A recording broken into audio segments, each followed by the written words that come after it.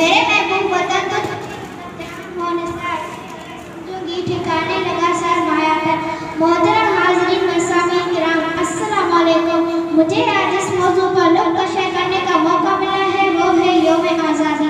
कौमों की ज़िंदगी में कुछ ऐसे दिन भी आते हैं जो तारीख में हमेशा याद हमारा प्यारा मुल्क जो 14 अगस्त 1947 में हमारे वजूद में आया, वो महीना रमज़ान मुबारक का था और रात लैलतुल क़द्र की जब मुसलमानों को खुशखबरी नसीब हुई। हमारे बड़ों और बुजुर्गों ने बड़ी जिद्दोजहद और बड़ी मुश्किलों से यह अलग वतन हासिल किया। पाकिस्तान को हासिल करने के लिए हमारे बड़ों और बुजुर्गों ने बहुत बड़ी बेशुमार कुर्बानियाँ दी, जिसे हम कभी भी भुला नहीं सकते।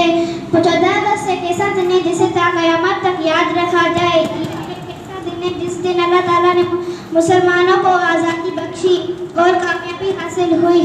दुआ है अल्लाह ताला से कि हमें हमारा मुल्क शान और पाकिस्तान